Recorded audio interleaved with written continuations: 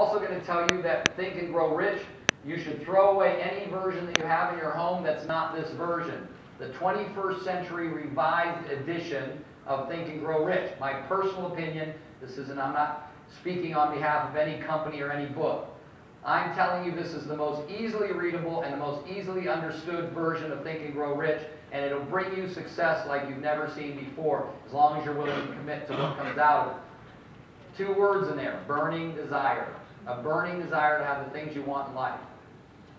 Every single one of you has the capability of being done with this business for good 3 years from now with all the riches you could ever desire when you make up your mind to do it.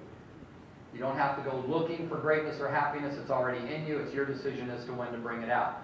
Think and Grow Rich has some very foundational concepts that have been around for years. It's not a cult. It's not a religion. It's a book written about the most successful people in the history of the world. Read it once, twice, 3 times, 4 times. Another thing, another author, Byron, B-Y-R-O-N, Katie, K-A-T-I-E. Byron Katie. It's a woman. Her name is not Katie Byron. Don't come up and talk to me about that afterwards. Her name is Byron Katie.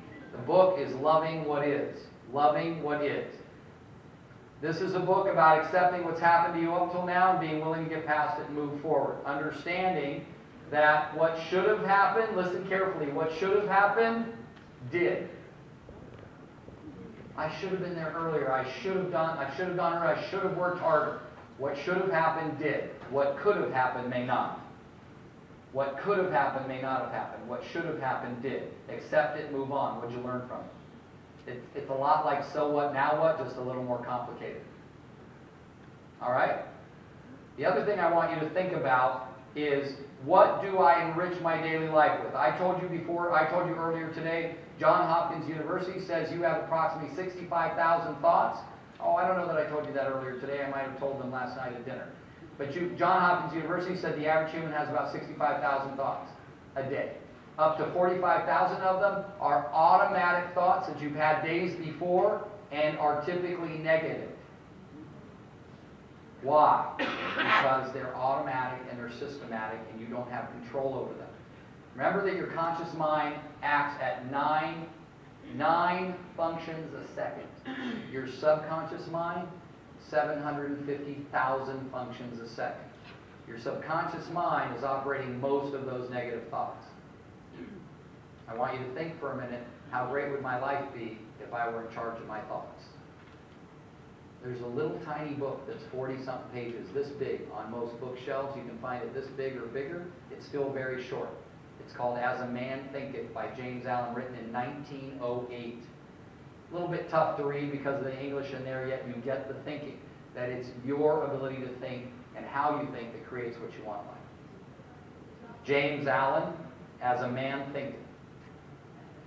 I'm going to say that for the rest of your life, if no books remain on your shelf, but As a Man Thinketh and Think and Grow Rich, and the Bible, you'll have an incredible life, or whatever Bible you read. So I'm going to tell you that. Now, I'm going to say that with all those negative thoughts, for you to be on purpose about your thoughts turning to a positive direction, it would be on purpose feeding your mind good stuff all the time. So what's playing in your car CD when you're driving around? Sitting in your car driving in silence and you not being in charge of your thinking, meaning I'm actively thinking about what I'm going to do next, means that those negative thoughts are just perpetuated. So put something in your CD player. All right? Load something in your iPhone and just put the headsets on and listen to it. The other thing that I can tell you is, what are you reading right before you go to bed? Please do not read horror before you go to bed. I'm serious. Read something that's upbeat before you go to bed, and watch how much better you sleep and how much better your next day is. Last thing before you go to bed every night is, if you're not willing to do a gratitude journal where you write 6 things that you're grateful for, at least close your eyes and think about 6 things from today that I'm grateful for. Make sure that tomorrow night when you do it, you're not repeating the same things. Always 6 new things that you're grateful for. If you're having trouble finding things to be grateful for, shame on you. How about starting with the fact that you stand upright? How about starting with the fact that you have 2 feet? There's a lot of things to be grateful for. All you got to do is stop and think about them. When you're having trouble, it means you're lost in your stuff. And I'm going to use stuff because it's a clean word. I'm going to ask you to do this. The more miserable things seem to you, the more time you should spend reaching out to others. When you're having it really, really rough, reach out to others, help them have better lives, you will stop focusing on you and things will look a lot better. You got that? Yep. All right. Remember, for you to be a happy you means you can spend a lot more time helping a lot of other people have what they want in life. A miserable you doesn't spend as much time helping out a lot of other people. So make sure you're getting what you want out of life. In the book, Think and Grow Rich, there's something called a main definite purpose statement. I will email it to Joanne, and she can email it out to the entire region. What it is, it's a template for you to write down clearly what you want in life, what you want specifically. How much do you want to weigh? How much money do you want to make? Everything about your life. What kind of vacations are you taking? Where are the homes you own?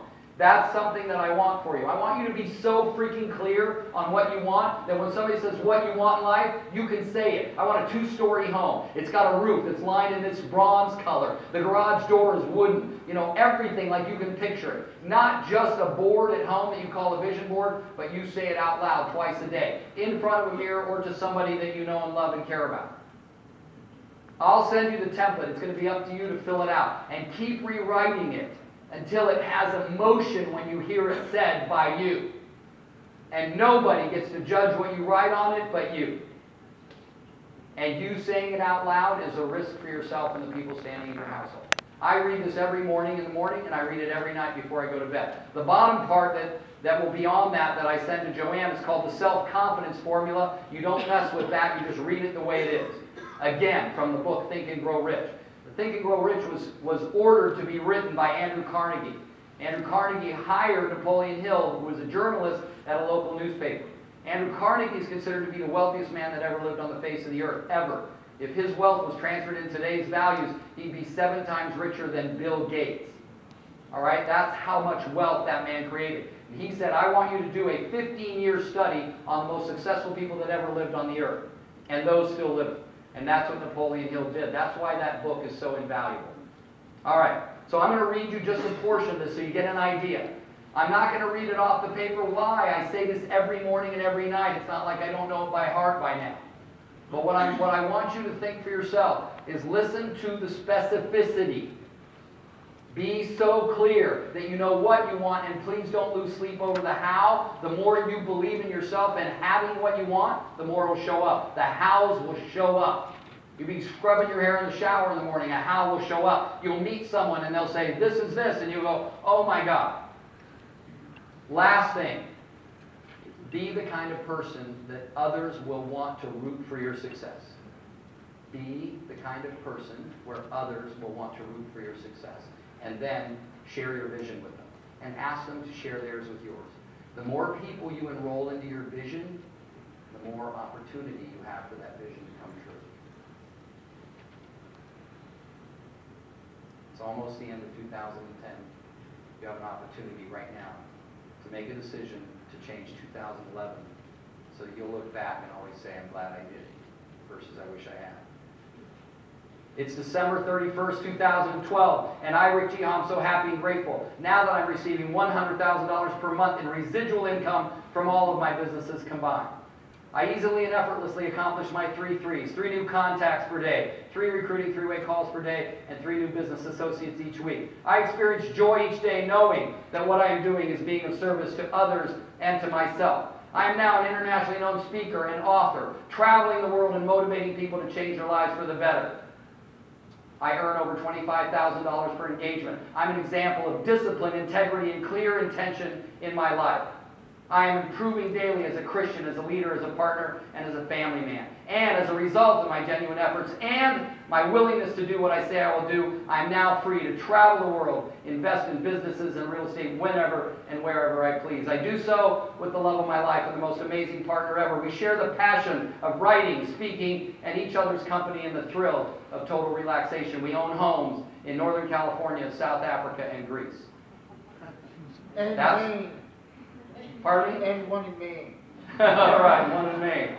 So that's just a small portion of it. I don't say the whole thing because the rest of it gets more personal to me. But one of the things I want you to remember is this. If I'm saying that, if you're saying it, when I say mine, it creates emotion to me. I have to fight tears back when I say that because I wrote it over 3 years ago and some of those things are already coming true. So I want you to think.